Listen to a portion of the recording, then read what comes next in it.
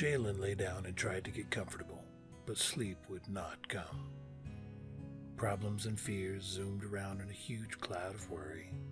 Viruses spreading, politicians gridlocking, governments locking down, people losing jobs, forced closures, and larger fears unnamed loomed and lurked, waiting and worried themselves.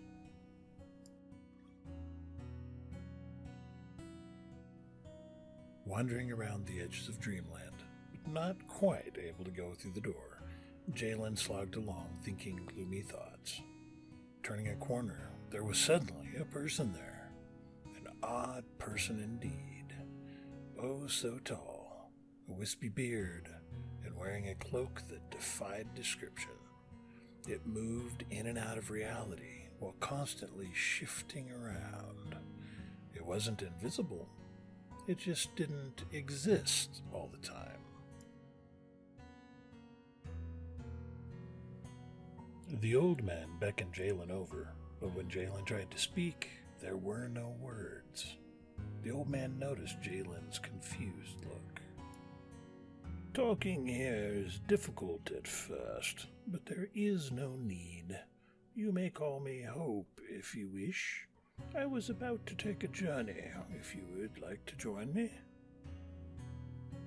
Jalen nodded and Hope's face lit up with a huge smile. He twirled around and knelt and grabbed a small ring on the floor next to him and lifted. An impossibly large trapdoor effortlessly opened, uncovering a stairwell going down into the darkness. Hope grabbed a lantern that wasn't there just a minute ago, and with clear, bright lights spearing ahead of them, headed down the stairs. The stairs were endless, but in no time at all, they were at the bottom. They walked to a nearby but distant door, which Hope opened.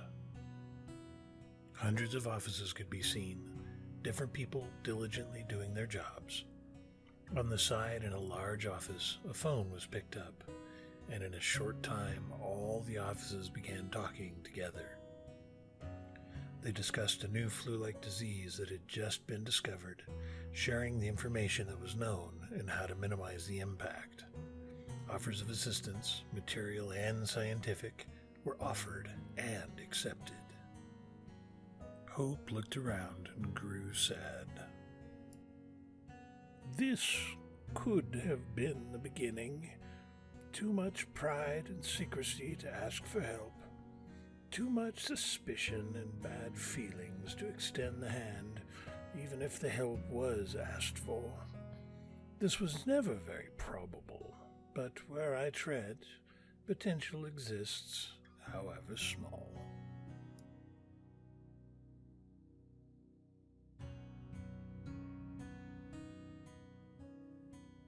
Stepping forward, Hope blinked through a wall that didn't exist and takes a right-hand left turn, coming to a giant window.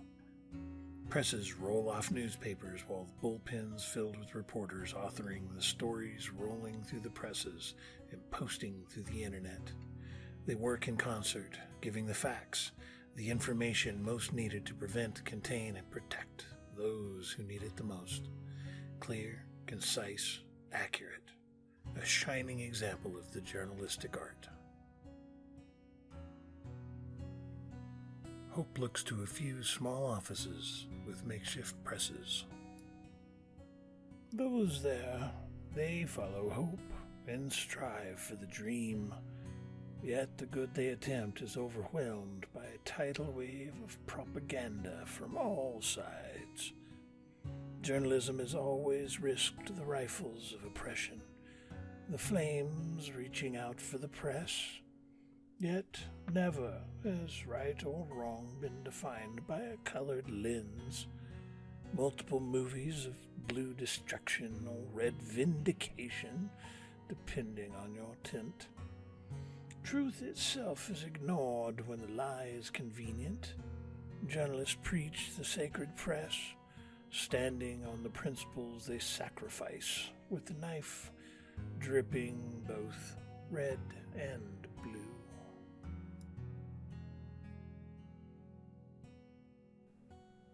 Turning, Hope moved further down the hall, traveling for years, seconds, minutes, and coming to an archway. It was covered in gold, or at least gold leaf, as Jalen could see foil peeling away in inconspicuous places, showing the solid gold underneath.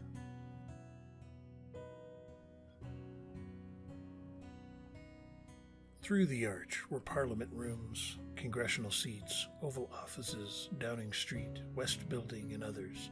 Hundreds of buildings, thousands of politicians. Discussions were going on in all the languages of Earth. Earnest and honest discussion on how best to address the new threat. Disagreement was heard, but it was respectful. People trying to work through complex problems with many potential solutions, trying to chart a path through to the maximum benefit with the lowest burden to the people of their countries. Hope stood staring, despairing, and resigned. This could have been the solution. Leveraging resources, knowledge, and skill to its best effect. Identifying the virus, uncovering its secrets, and putting it to rest with the least amount of burden. These few were appointed, entrusted, or elected to support those they represent. Yet, even for Hope, this possibility is nearly impossible. Bureaucracy, incompetence, secrecy, agendas, and hate. Pork-barrel projects and bills trying to make one president look bad, another president blaming others and trying to make himself look virtuous. Everything is a focus, except for helping people and controlling the actual threat.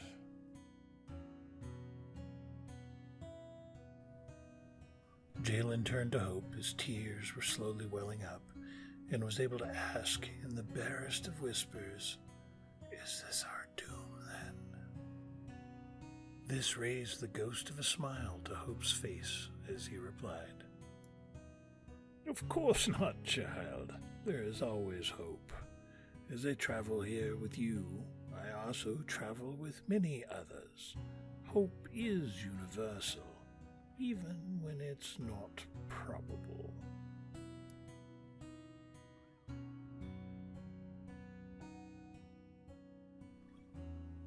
Hope turned and the wall became a hospital hall as they started moving.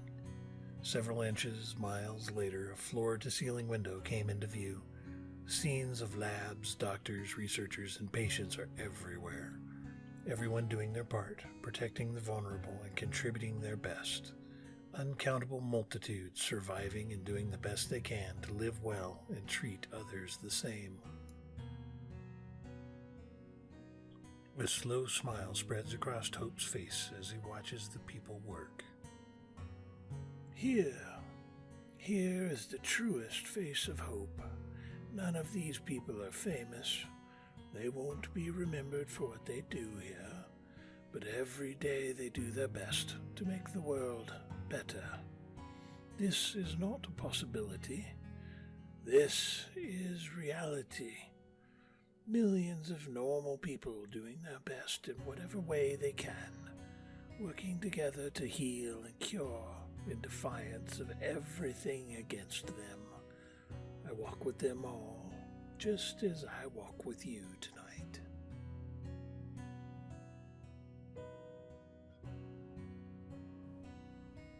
Hope and Jalen stand there observing. They could feel and see the hope in those they watched, and by observing them, reinforce that hope. Jalen could feel but not see others standing near, a multitude of people observing, reinforcing, hoping.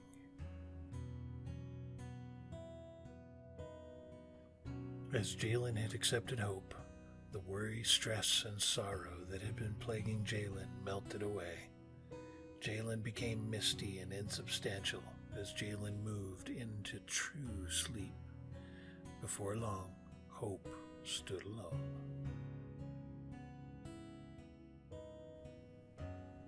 A tug, a knowing, a feeling, and hope headed for the next place he was needed.